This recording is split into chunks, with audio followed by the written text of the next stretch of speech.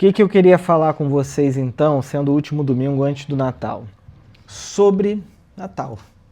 A gente aqui na Viva não tem culto no dia do Natal, no dia 25, né? Isso geralmente as igrejas históricas fazem um culto assim no dia 25 para celebrar o Natal. E aí tem peça teatral, tem cantata, tem coral, tem banda, tem um monte de coisa, né? Na Viva, no dia de Natal, a gente celebra com as nossas famílias, né? Dentro de casa, essa festa importante. Mas hoje eu quero refletir um pouco mais profundamente com vocês sobre essa data especificamente, sobre esse tema. A gente está a 4 dias do Natal e o Natal hoje ele representa tudo, menos o nascimento de Jesus. Ele representa para o comércio mais vendas, né? E o comércio se mobiliza como um todo para vender mais nesse período.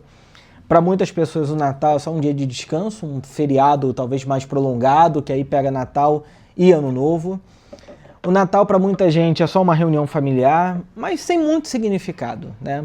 Isso acontece porque a cultura, apesar de ser uma cultura profundamente cheia de símbolos cristãos, é uma cultura que foi naturalmente esvaziando os elementos da própria fé cristã. E não só quem não é cristão, mas os próprios cristãos também foram esvaziando o sentido e o significado do Natal.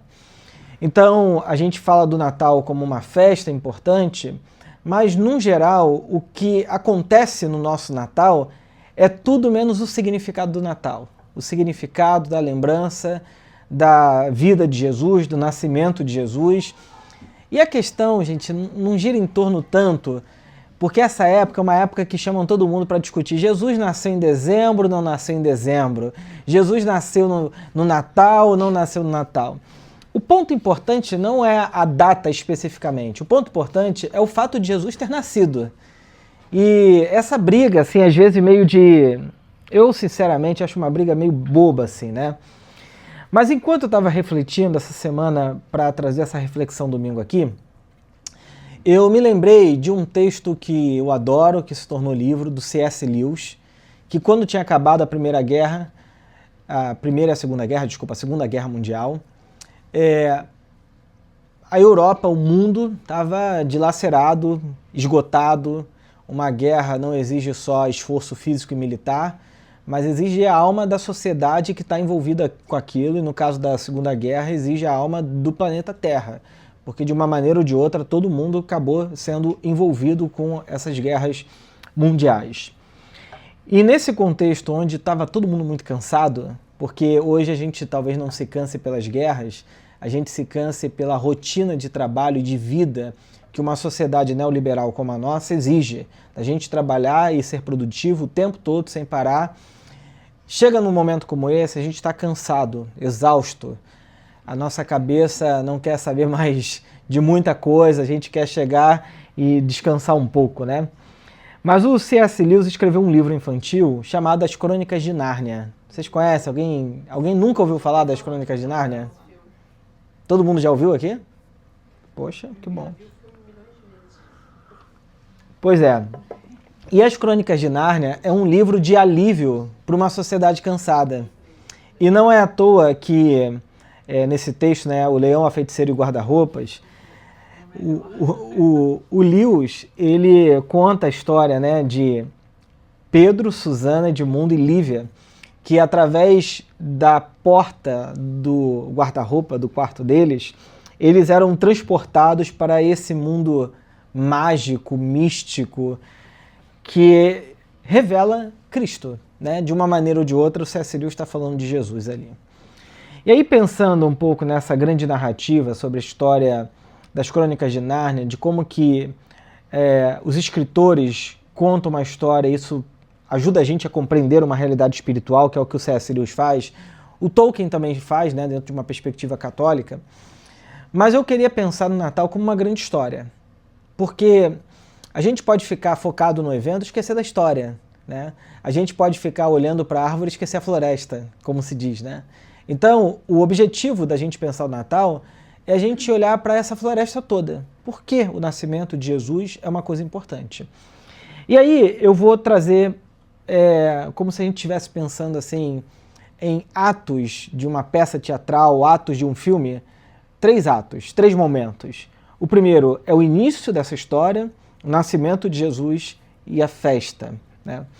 Então, no início, eu quero lembrar que a história de Jesus, ela precisa ser entendida dentro da grande narrativa bíblica.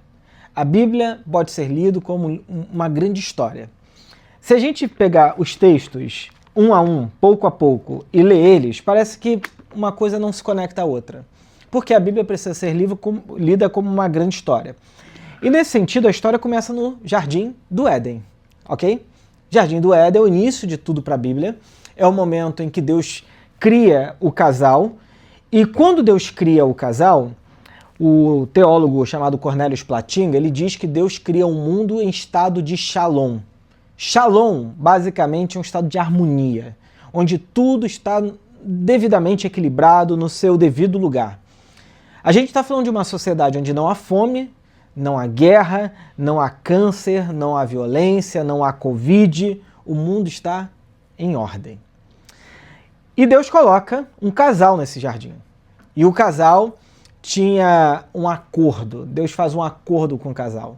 Vocês podem comer de tudo, menos da árvore do conhecimento do bem e do mal. Aí muita gente pergunta, mas por que não pode comer a bendita árvore do conhecimento do bem e do mal? Bom, para que eles pudessem ser, como Deus disse, né, como Deus, porque Deus fala, façamos o Adão a nossa imagem e semelhança. Eles deveriam ter escolhas, eles deveriam poder exercer a sua liberdade, porque Deus é livre. Deus então coloca o casal no paraíso e aparece uma serpente lá, que para a tradição do Antigo Testamento, ela tem esse poder de seduzir e enganar, né, a lógica da serpente. Lá no final da Bíblia, no livro de Apocalipse, vai dizer que essa serpente, o diabo, Satanás, o sedutor das nações, aquele que engana, ele apareceu no jardim, apareceu para a mulher, que a gente chama de Eva, depois o casal, e a proposta da serpente é muito sedutora. Qual é a proposta? Vocês também podem ser Deus. O dia que vocês comerem, vocês serão como Deus, conhecedor do bem e do mal. O casal aceita essa proposta, é expulso do paraíso, como um pai ou uma mãe que talvez diz, você quer ver a sua vida? Então tá bom, sai da minha casa, dos benefícios que tem aqui em casa, que eu construí tudo, e vai ver a vida do seu jeito. E o casal é expulso do paraíso para construir a sua realidade, o seu mundo, a partir do seu próprio discernimento de bem e de mal. Mas é um casal alienado de Deus, alienado da relação com Deus, alienado da presença de Deus. E eles fora do jardim, a história muda completamente. Aquilo que estava em estado de equilíbrio, de shalom, começa a virar um problema. Vocês sabem que os 2 filhos desse casal têm um conflito e Caim mata o seu irmão Abel. A Bíblia diz que Deus aceita a oferta de Abel, mas não aceita Caim e a sua oferta. E é interessante que isso acontece fora do jardim. Isso já significa que fora do jardim o mundo já não está mais em estado de shalom. Eles têm que organizar o caos, eles têm que organizar a vida e eles têm que organizar uma das coisas mais poderosas no ser humano, que é a sua violência. Geração após geração, depois disso, vai se esquecendo de Deus, o Criador. As pessoas vão se alienando de Deus, até que chega o ápice desse momento, que é o que nós chamamos de a Torre de Babel. É uma história que crianças aprendem, mas a Torre de Babel é uma história muito significativa, porque o propósito daquela geração, eles dizem, queremos construir uma torre que coloque os nossos nomes nos céus e a gente seja lembrado eternamente. A Torre de Babel, na verdade, é um zigurate. Eu acho que talvez a coisa mais perto de um zigurate que a gente tem aqui na América Latina são aquelas... tem umas escadarias, por exemplo, enfim, no Peru, são uns templos antigos que, feito assim meio quadrado, sabe? Que a pessoa ia subindo e oferecia o sacrifício lá em cima. Eu esqueci o nome, daqui a pouco eu lembro. Mas isso era um zigurate. A gente pensa numa torre como a Torre Eiffel, como uma torre moderna, né? Mas a torre era uma espécie de um quadrado grande que ia subindo, uma espécie de pirâmide do Egito. Aquilo era a espécie de torre da época deles, né?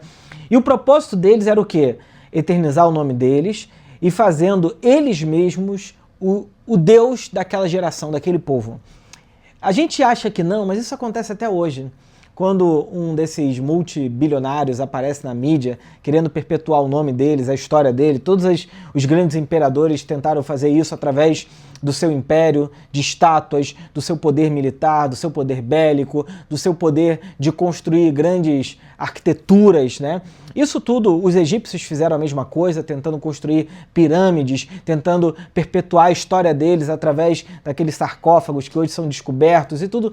O ser humano, ele tende a querer se perpetuar na história, e eu acho que uma das coisas mais bonitas da Bíblia é talvez o desejo assim, de você não valorizar muito ou tanto você mesmo e ser esquecido e ser levado e considerado só por Deus. Essa é uma das coisas que a Bíblia trata como muito valor.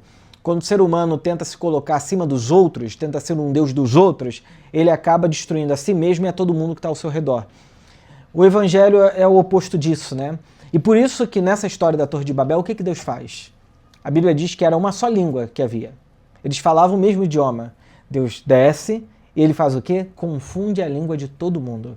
De modo que as pessoas não conseguem se compreender mais e eles são dispersos. Isso produz uma confusão criada por Deus, para não fazer com que eles se tornassem o Deus daquela geração, né? Porque essa é uma das coisas que pode acontecer com a gente. Quando a gente perde a referência de Deus, a gente acaba achando que nós somos o Deus da nossa vida, o Deus dos outros, nós não precisamos de nenhuma referência que guie a nossa vida e a nossa história. Então Deus resolve criar uma nova sociedade. Você tem a Torre de Babel, Gênesis capítulo 12, o texto seguinte, você tem a história de um casal, Abraão e Sara. Deus reconstrói a história da humanidade a partir do primeiro casal chamado Abraão e Sara. Do primeiro casal não no sentido lá do Gênesis, mas dessa história, desse casal que vai dar origem a um povo. E aí esse casal, Deus fala o seguinte, olha, vamos ter uma relação aqui, só que é o seguinte, você tem que sair da tua terra, da casa da tua parentela, e do lugar que você está, e ir para um lugar que eu vou te mostrar. E se você topar isso, eu vou abençoar você e a sua descendência, que vai ser numerosa, como as estrelas do céu e como as areias do mar. Bom, o casal não podia ter filhos e não tinha filhos. Deus está fazendo uma promessa diante de uma impossibilidade. O casal não poderia gerar filhos. Eles aceitam essa proposta. E a bênção de Deus para Abraão é: eu vou abençoar você por todas as gerações. Aos 100 anos de idade, mesmo estéril, eles geram o filho, conhecido como filho da promessa, Isaque. Aí começa a história de um povo. A história de um povo é: do casal, Deus gera um filho, do filho, Deus gera um povo. E do povo, Deus cria uma relação com esse povo chamado o povo hebreu. Eles são descendentes de Abraão. E dentro dessa história, nós temos José do Egito, uma história super famosa, que todo mundo gosta, fica emocionado com o sonho, com a prisão, toda aquela narrativa de José, né? Mas a história de José do Egito, ela é interessante porque ele se torna um braço direito do faraó, só que 400 anos depois surge um faraó que não conhecia José e começou a escravizar os hebreus dentro do território egípcio. E aí o que Deus faz? Deus levanta Moisés, o libertador desse povo, leva esse povo para a terra do deserto. Eles passam 40 anos andando no deserto, em círculos, não saem muito do lugar. No deserto, esse povo que nasceu então de Abraão, eu estou falando que Deus está construindo um povo, está se relacionando com o povo, e esse povo de Abraão, eles recebem uma nova proposta. Eu estou mostrando para vocês que Abraão teve um contrato com Deus.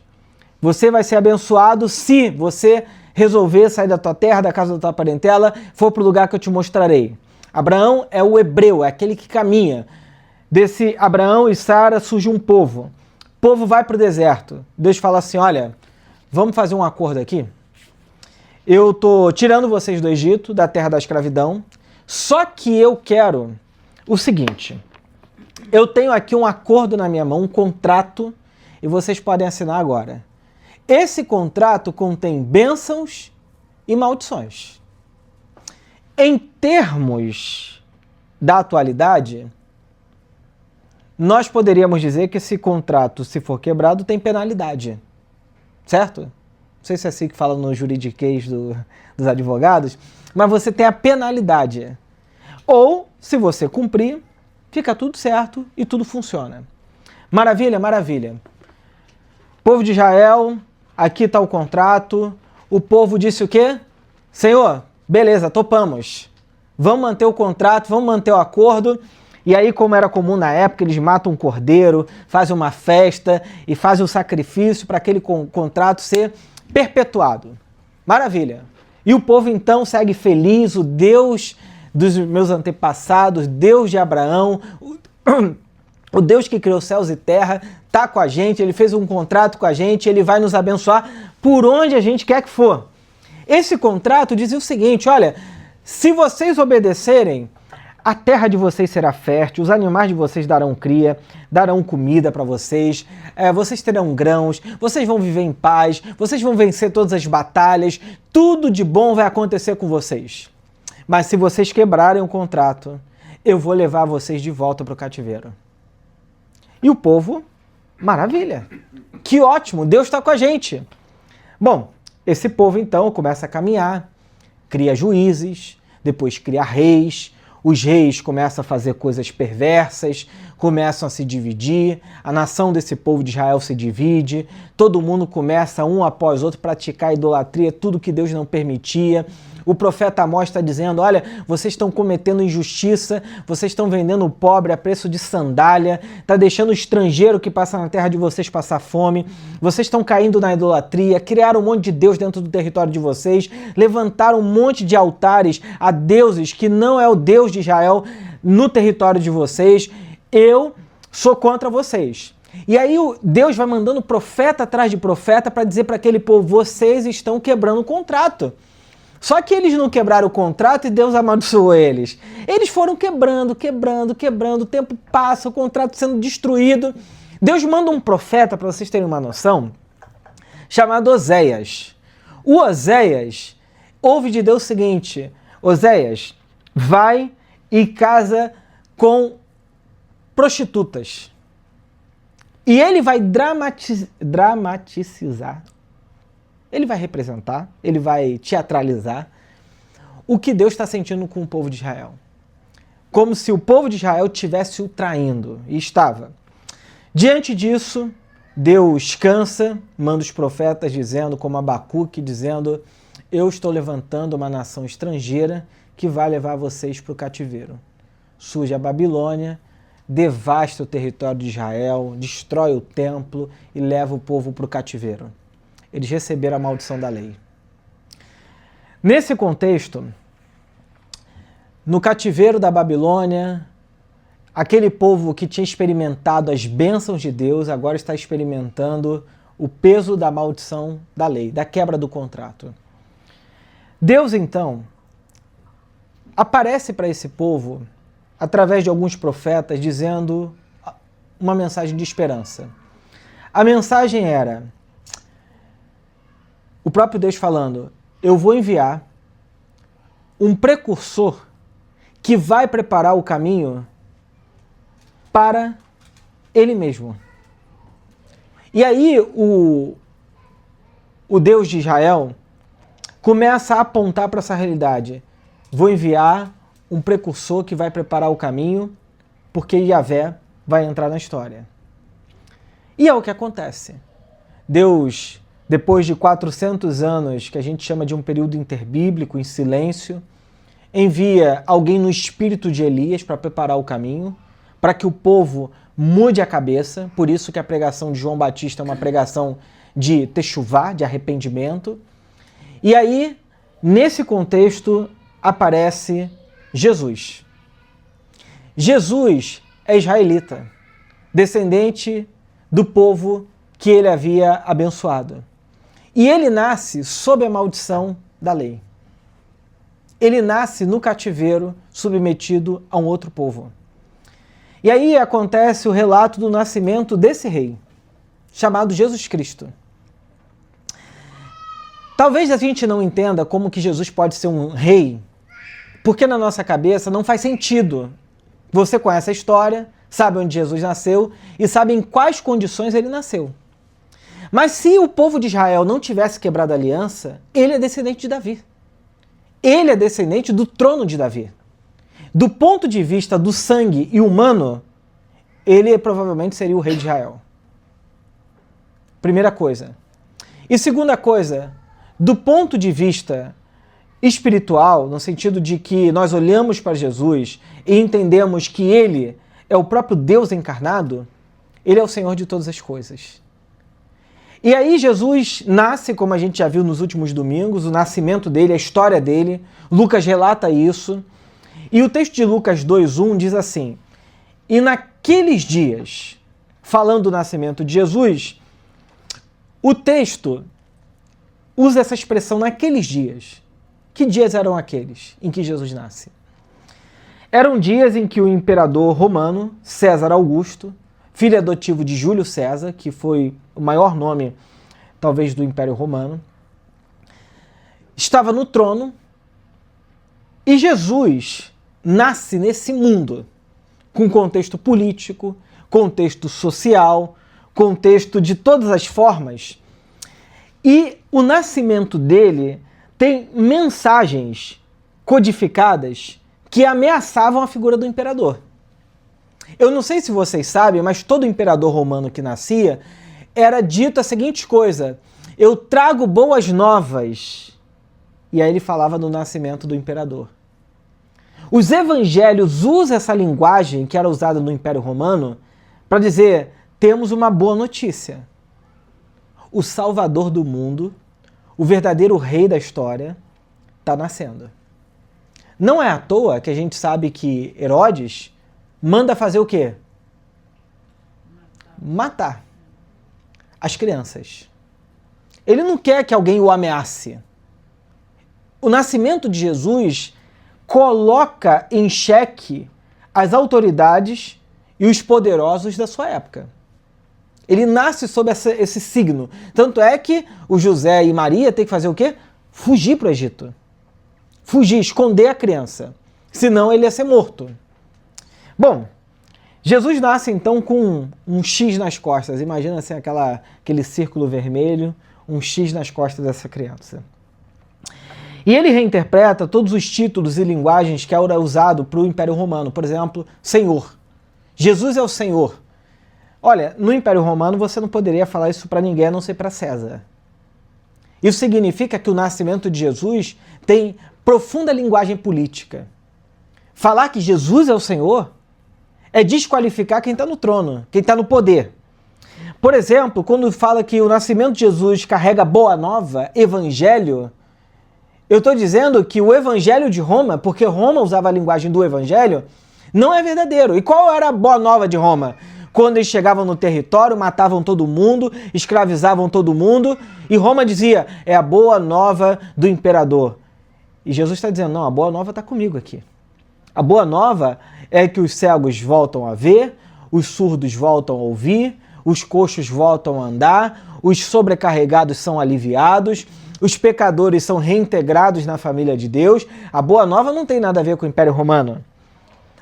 Então toda essa linguagem de reino de Deus, por exemplo, versus o reino do Império Romano, Jesus começa a falar, é chegado o reino de Deus. Na cabeça do Império Romano isso é um problemaço. Como assim está surgindo um novo reino dentro do reino de César? Não pode. De modo que o teólogo John Dominic Crossan, um teólogo católico, diz que no nascimento de Jesus, eles estavam tirando a identidade do imperador romano e dando a um judeu camponês, o que era ou uma brincadeira e uma particularidade muito baixa, ou o que era chamado pelos romanos de magistas, que nós conhecemos como alta traição. O que eu estou dizendo é que o nascimento de Jesus ameaça as lógicas imperiais de Roma. Se a gente não entender isso, a gente não entende por que Jesus era tão ameaçador. A gente não entende por que o nascimento de Jesus colocava em xeque todo o sistema de poder da sua época. Esse Jesus bonzinho que a religião criou não tem nada a ver com Jesus de Nazaré. Jesus já nasce ameaçado o tempo todo. Herodes quer matar ele, os pais dele têm que fugir com ele para o Egito. E o tempo todo os fariseus, o Sinédrio, Roma, não gostavam de Jesus. Porque ele colocava em xeque todo o sistema de mundo que era conhecido na época. Eu não gosto de cristianismo adaptado à cultura. Pode ser a cultura que for. Cristianismo que se adapta à cultura perde toda a sua potência da fé cristã. Não existe o cristianismo adaptado. Isso é anticristianismo. Por isso que desde sempre, essa minha postura, às vezes meio estranha para muita gente, tem a ver com um teólogo que eu li muito na minha início de juventude e que eu adoro o pensamento dele, um teólogo francês, Jacques Ellul, que ele acredita que o cristianismo mantém uma postura anárquica. E eu acredito exatamente nisso. Porque toda vez que a fé em Jesus se estabelece, ela não se conforma a absolutamente nada na sociedade e na realidade. Por isso que, às vezes, eu vejo pessoas como no Brasil, nós temos um público grande de conservadores abraçando o pensamento conservador de direita. Eu falo, isso não tem nada a ver com o cristianismo. Por outro lado, algumas pessoas também abraçam, assim, abertamente todo o pensamento progressista da esquerda, achando que isso é cristianismo, e também não é. Então, a fé em Jesus Cristo é esse sistema anárquico que sempre coloca em xeque, seja qual sociedade for. Porque não dá para conciliar a fé em Jesus com qualquer outro sistema de mundo que não reconheça só a Cristo como Senhor. Só que isso não é uma imposição do Estado. Tem gente que quer fazer do Estado o reino de Deus, e não dá. A fé em Jesus é uma fé pessoal, é uma fé particular. Hoje as pessoas acham que se colocar o filho na escola cristã vai garantir que o filho seja cristão. Isso é insanidade. A fé em Jesus não nasce por educação, não nasce por bons costumes. A fé em Jesus nasce por uma consciência de novo nascimento. É uma consciência de submissão radical a Cristo, que não é ensinado, que não é por um processo de educação moral, ou estatal, ou de formação escolar. As pessoas adoram. Há um tempo atrás eu estava com alguns amigos e eu conheci muita gente que tem essas ideias, né? Que ele achava assim, mas Herbert, você não acha que é melhor, no caso o filho dele era bebê na época, né? O meu filho crescer numa escola cristã, isso vai dar uma certa garantia de uma vida cristã para ele. Eu falei assim, cara, onde que você leu Jesus ensinando que se a gente formar bem as pessoas, elas se tornam cristãs?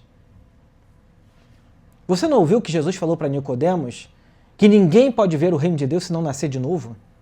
Você não entendeu isso ainda? Você não entendeu que o evangelho não é um processo que nasce de cima para baixo, mas é um processo que nasce de dentro para fora? Enquanto você achar que é a educação, é a escola, é o Estado, é o presidente, você não entendeu nada a respeito de Jesus. Nada. Só que demora. Esse bebê, chamado Jesus aqui no colo de Maria, cuidado por José, pela sua família, nasceu com esse X nas costas porque ele ameaça todo o sistema de mundo mesmo. De tal modo que o confronto de Jesus com os poderes da sua época foi tão intenso, que o nosso mundo o recebeu de maneira infame. E o nosso mundo colocou ele para fora da história de maneira infame, pendurado numa cruz. A gente adora Jesus, né, acha bonito toda a festividade cristã, porque ele foi assim higienizado pela cultura. Ele foi adaptado à cultura. Ele foi tornado bonitinho. Você vê as manjedouras, aquela coisa linda, bonitinha, toda cheia de luzes. A manjedoura era um lugar fedorento, escuro, feio, que não era nem pra gente. A manjedoura era um lugar para bicho, e bicho que judeu não tocava. Isso é a manjedoura. A gente que limpou a manjedoura, deixou bonita, coloca perfume, coloca uma música baixa, uma luz ambiente, fala Jesus nasceu, Feliz Natal. Agora eu quero que você imagine o seguinte, o César Augusto faz um censo com o intuito de facilitar o pagamento de impostos, conforme o costume judaico. E aí, por causa disso, José vai ter que ir para sua terra natal, como era o costume da época. Para você entender um pouco melhor essa situação, Jesus, ele acaba de nascer e o nascimento dele é marcado por muita violência. Maria gravidona, imagina, Maria grávida, assim. O cara lá fala assim, olha, vocês têm que fazer um censo. É como se eles tivessem que voltar para a zona eleitoral deles.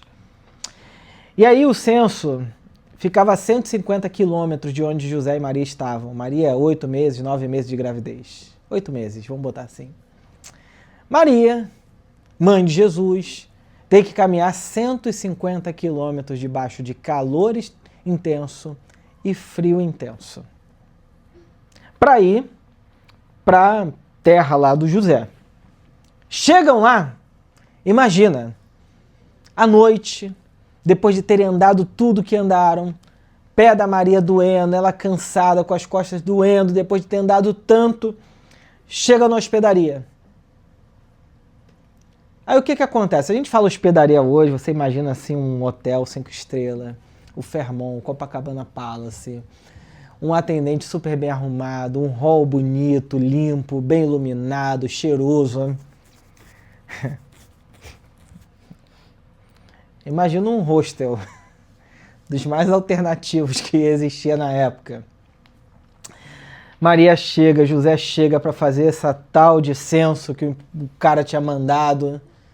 Maria esgotada, José vai lá, à noite, bate na porta, o cara fala, o que o senhor está fazendo aqui? Já fechamos a hospedaria, tá noite já. Ele fala, não, é que a gente acabou de chegar de viagem, minha mulher está grávida, 8 meses, 9 meses, a barriga enorme, ela está cansada. O cara, de maneira fria, diz assim, não tem lugar não na hospedaria, tá tudo cheio, não tem o que fazer. Imagina o José voltando para Maria, falando assim, olha, eu fui ali na hospedagem, tentei achar um lugar para você, pra gente, e não tem nem no hall de entradas. Não tem lugar. Nessa hora, você tem que pensar o seguinte, muita gente associa a vontade de Deus a dar certo na vida. Fazer a vontade de Deus nem sempre é fácil e, por vezes, tudo que está ao nosso redor parece o contrário. Maria, ela está fazendo a vontade de Deus, cumprindo aquilo que o anjo havia falado para ela, e chega no momento mais importante da sua vida, tanto como mulher e como aquela que carregava Jesus Cristo, e ela descobre, não tem lugar para o meu filho nascer.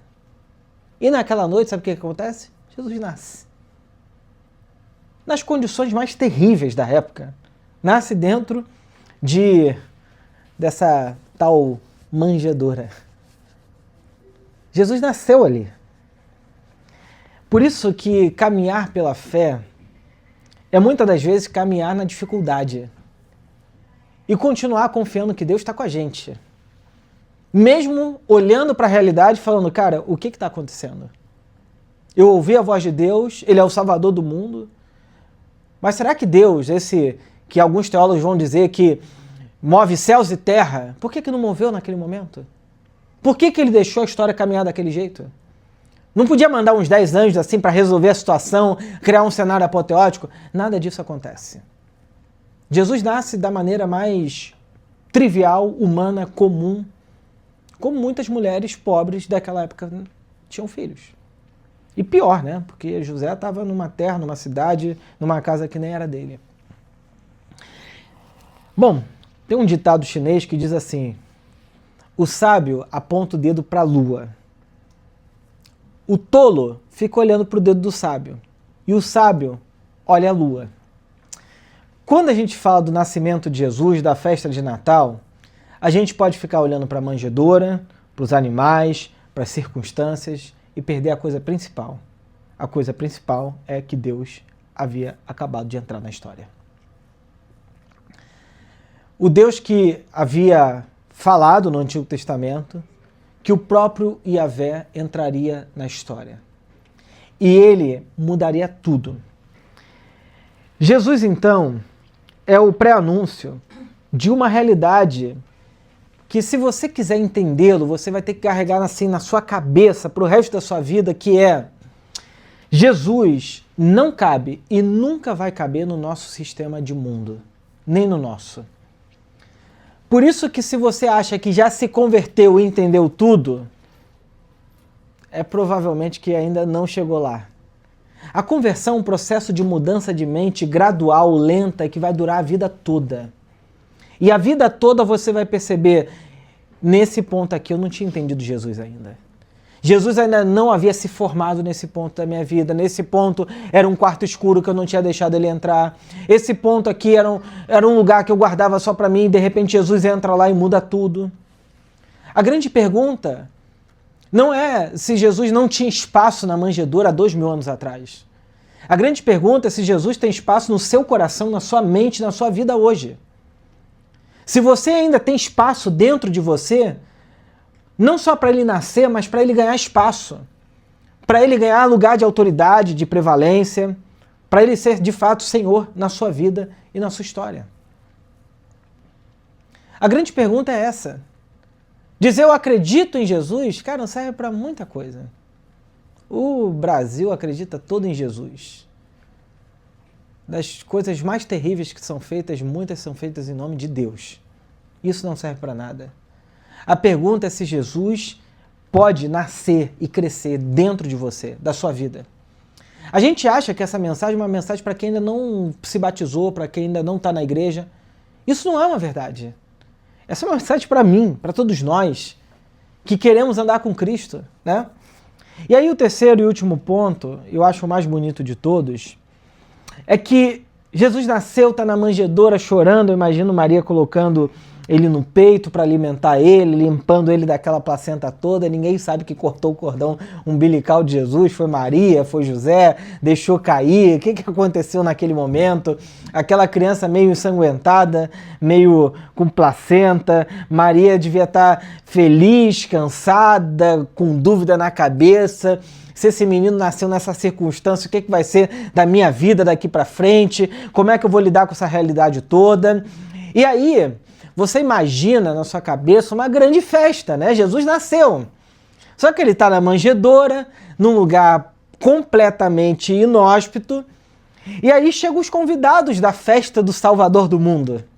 As pessoas que receberam um convite maravilhoso, que está em Lucas 2, verso de 8 a 12. O texto está aí. E eu quero que vocês leiam comigo. Diz assim, ó: ora, havia naquela mesma comarca, naquele lugar, naquele território, pastores que estavam no campo e guardavam durante as vigílias da noite o seu rebanho. E eis que o anjo do Senhor veio sobre eles, e a glória do Senhor os cercou de resplendor, e tiveram grande temor. E o anjo lhes disse: não temais, porque eis que eu vos trago novas de grande alegria, que será para todo o povo. Pois na cidade de Davi vos nasceu hoje o Salvador, que é Cristo o Senhor. E isto vos será por sinal: achareis o menino envolto em panos e deitado na manjedoura. Aí você imagina que os convidados do nascimento do Rei do Mundo eram os convidados assim mais importantes daquela época, os pastores, né? Porque a gente conhece os pastores hoje que andam de jatinho, Porsche, carro importado. Bom, talvez você imagine, né, como a mente é fértil, que essas pessoas aqui, os pastores, eram da alta sociedade, gente poderosa, rica. Ou talvez você imagine, não, eram pessoas puras, castas, santas. Ou quem sabe, gente de boa fama, de bons costumes, de boa família. Deixa eu citar um ditado para vocês, rabínico, da época. Diz assim, olha o ditado rabínico: nenhuma classe no mundo é tão desprezível quanto a classe dos pastores. Nenhuma classe no mundo, dentre todas, você pode escolher o que passa na sua cabeça, quanto a classe dos pastores. Flávio Joséfo, historiador do primeiro século, diz que eles eram pessoas desprezadas, impuras, porque viviam com animais impuros para o judeu, eles não praticavam a lei de Moisés e eles viviam à margem da espiritualidade da época. Para piorar a situação, se você quisesse uma testemunha no tribunal, imagina, você foi assaltado na rua, um pastor viu o assalto, e você quisesse que o pastor desse testemunha a seu respeito, o juiz ia falar, não serve a testemunha dos pastores. Eles não tinham nem direito de serem testemunhas no tribunal. Sabe quem eram essas pessoas? Gente invisível e desprezada. De todas as formas, eram os convidados de Jesus Cristo. O que eu estou dizendo aqui é que eu tenho que entender por que Deus nasce e Ele manda anjos falar com esse tipo de gente para aparecer no nascimento de Jesus. Será que Deus não podia fazer como no Antigo Testamento, né? Convidar um rabino importante da época, um profeta da sua época importante, um judeu importante no Sinédrio, um imperador. Afinal de contas, o Salvador do mundo está nascendo e ele chama pastores. Pois é.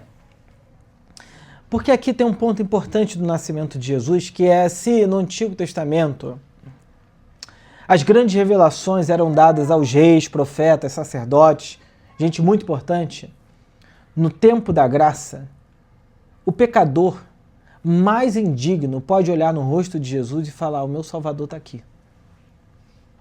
Não existem mais catracas religiosas. Eu estou falando de gente que não pegava a Bíblia toda manhã e orava e lia. É gente que nem conhecia isso aqui. Não tinha noção do que é o Antigo Testamento, não sabia ler, não participava das festas ritualísticas que faziam um trabalho de memória do povo de Israel. Não tinha nada disso. Eles estão à margem de Deus de toda forma. E Jesus nasce. E a primeira pessoa, o primeiro grupo de pessoas que encontra Jesus, além de seus pais, são os pastores. Isso já significa muito sobre o nascimento de Jesus. Uma coisa importante é que o nascimento de Jesus anuncia essa beleza.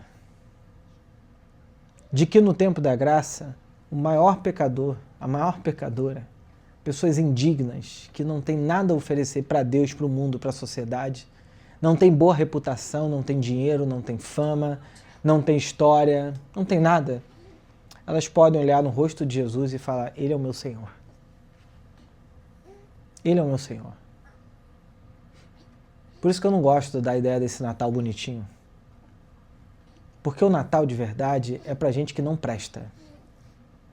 Sabe aquela pessoa que dentro da sua cabeça você fala assim, essa pessoa é isso? Eu não vou falar essa palavra porque está gravando.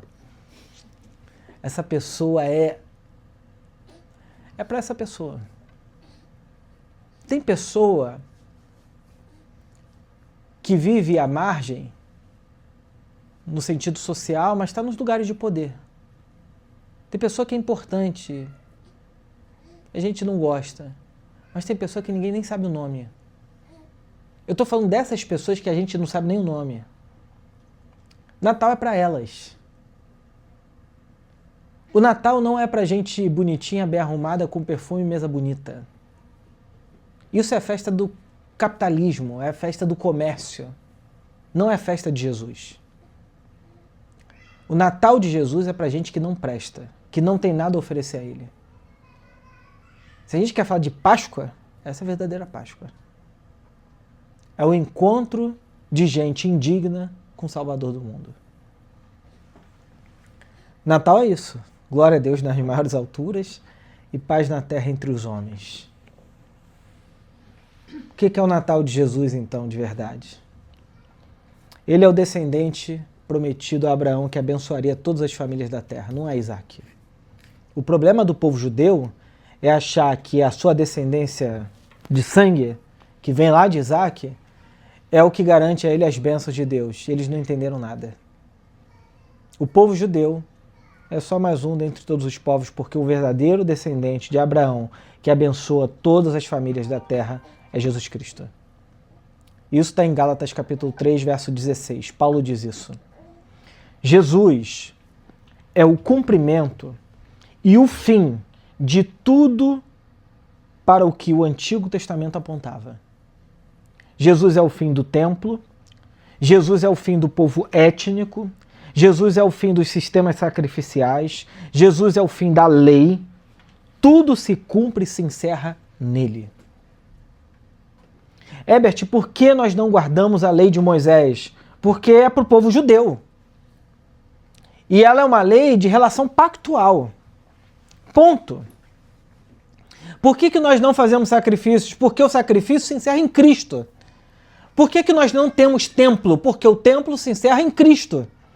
Por que nós não temos uma distinção étnica? Porque isso se encerra em Cristo. Tudo aquilo que o Antigo Testamento criou terminou na pessoa de Jesus. Porque tudo aquilo apontava para Ele. Se encerra nele. Chega ao fim nele. De modo que nele começa uma coisa absolutamente nova que não tem nada a ver com aquilo que Moisés experimentou, que Davi, com Gideão, Abraão, todos eles são figuras importantes para trazer o Cristo para a história.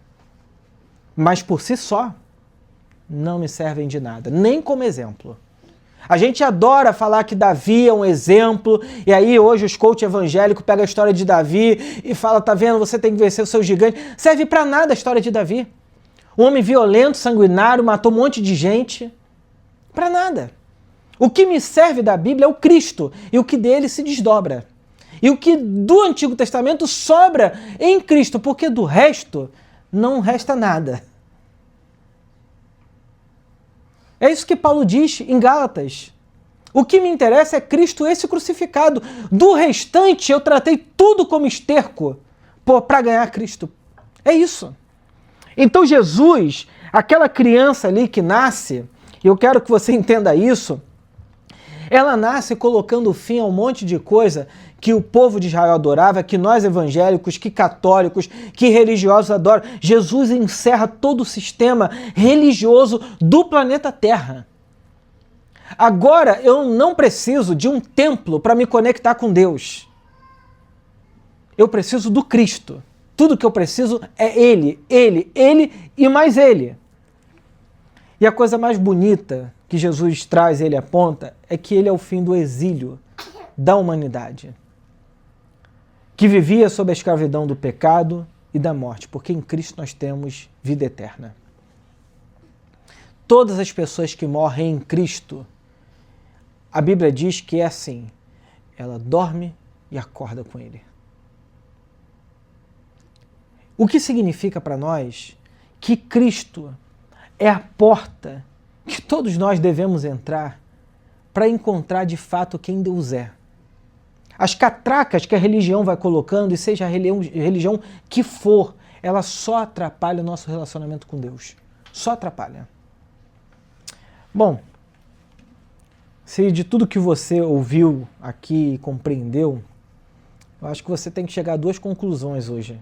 A primeira é que você pode tratar a história de Jesus como uma grande fantasia, como um lunático que não faz sentido nenhum. Você pode olhar para tudo isso e falar assim, é uma grande bobeira, uma grande besteira. Não faz sentido. Ou você pode olhar para Jesus e de fato reconhecer quem Ele diz que é, o Senhor dos céus e da terra. Jesus não é um bom exemplo. Jesus é o Senhor. Diante de um bom exemplo, eu posso copiar, mas diante do Senhor, eu tenho que render minha vida e meu coração. É outra história. Nesse caso, se Jesus é o seu Senhor, o que a gente pode fazer é cair de joelhos, colocar a nossa mentalidade, a nossa vida, para compreendê-lo de maneira intensa e profunda, quem Ele é, e colocar a nossa vida ao seu serviço. Eu amo C.S. Lewis, que é o que eu estava citando no começo. Mas o problema de Nárnia é que a gente precisa sair desse mundo para entrar no outro. Pelo guarda-roupa, no caso do C.S. Lewis. No Evangelho, é o outro mundo que entra nesse mundo. O Evangelho é essa história de que esse novo mundo de Deus entrou na história. E isso muda tudo. Então, o Natal é a celebração do dia em que Yahvé, Deus, Ele entrou na história e mudou tudo. A pergunta que eu termino e a gente vai orar é se Deus pode entrar na sua história de verdade, no seu coração. E se Ele pode mudar o seu coração hoje. Se Ele pode mudar a sua cabeça hoje. Se Ele realmente pode mudar a sua vida hoje. É muito bonito falar de Natal, mas Ele precisa nascer na gente. Então que Deus nos ajude a ter um bom Natal. Você pode ter chester, rabanada, que eu adoro, eu acho ótimo isso. Mas o Natal verdadeiro não é nada dessa comida, não é nada de presente, não é nada de luzes, não é nada de planta, não é nada disso. É Jesus Cristo, como o Senhor da nossa vida e da nossa história. E isso muda tudo. Vamos orar? Deus querido, obrigado por essa manhã de reflexão, de um estudo, de uma leitura da Bíblia. Mas, sobretudo, obrigado porque nós podemos falar de Jesus Cristo, que pela coragem absoluta, entrega absoluta de Maria e da dedicação dela, da dedicação dessa menina, mulher, do seu marido José, da sua trajetória, de tudo que eles fizeram, trouxe Jesus Cristo para a história, encarnou. Mas essa história pode ser parte da nossa história, Senhor. Então nos ajude, com a força do Teu Espírito, a que nós possamos acolher Jesus dentro da gente. Que o nosso coração seja essa manjedoura, esse lugar que é pobre, que não tem muita coisa a oferecer, mas seja o lugar para acolher Jesus Cristo. Essa é a coisa mais maravilhosa do Evangelho. Que Jesus entra na história de um jeito que todo mundo pode o acolher, pode vê-lo, assim como os pastores, assim como nós, Senhor. Com a nossa história, com a nossa vida, errantes e pessoas que acertam, pessoas que vivem a vida comum, podem olhar no rosto do Senhor e reconhecer o nosso Deus, Criador dos céus e da terra. É isso que eu te peço, Senhor. Nos ajude a olhar para Jesus Cristo e encontrar nele o nosso Senhor. Amém. Amém. Amém. Bom Natal. Aproveitem, comam rabanada. Deem presente.